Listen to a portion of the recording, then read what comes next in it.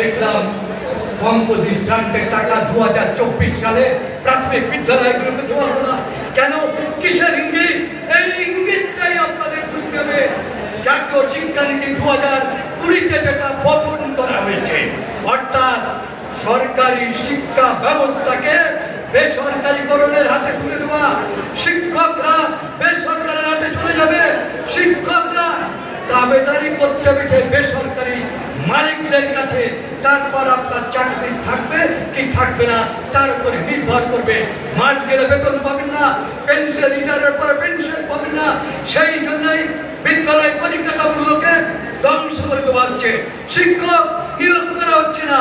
কেন না? গার্জেনরা, অভিভাবকরা উতলা হোক, বিরক্ত হোক, সরকারি স্কুলে আমার সন্তানের লেখাপড়া হবে না, আমি বেসরকারি স্কুলে ভর্তি করাই উপায় নেই।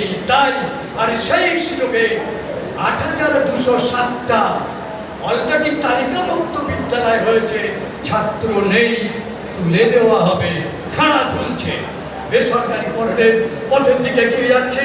তাই আজকে শিক্ষক মশাইদেরকে শুধু ব্যক্তিগত স্বার্থ নয়, শিক্ষার স্বার্থে দরিদ্র নিম্ন মধ্যবিত্ত ঘরের যে ছাত্রছাত্রীরা বিনা ব্যয়ে শিক্ষার অধিকার ছিল, সেই অধিকার আদায় করার জন্য আমাদের একতাবদ্ধ হতে হবে।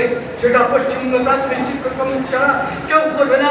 অন্যান্য দল যেহেতু রাজনৈতিক দলের লেজুর, সেই সরকারের মুখোমুখি সরকার বিরোধী কোনো আন্দোলন তারা রাস্তায় নেমে করবে না। করতে গেলে পশ্চিমবঙ্গ প্রাথমিক শিক্ষক সমিতি করতে হবে। আপনার চাকরি রাখার জন্য, আপনার মর্যাদা রাখার জন্য, ওই গ্রামে গঞ্জের প্রত্যন্ত বাড়ি, ওই খেটে খাওয়া বাড়ির ছেলে মেয়ে লেখাপড়াটাকে বাঁচিয়ে রাখার জন্যে আমি বিশেষ আর সময় নেব না, অনেক কিছু বলার ছিল।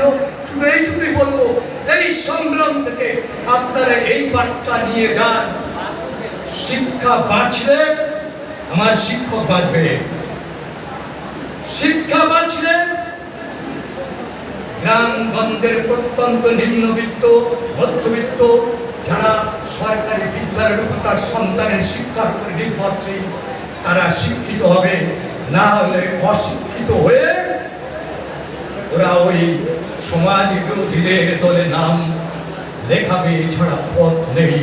এই ভয়ঙ্কর পথের দিকে আমরা একটা প্রজন্মকে ঠেলে দিতে পারি না।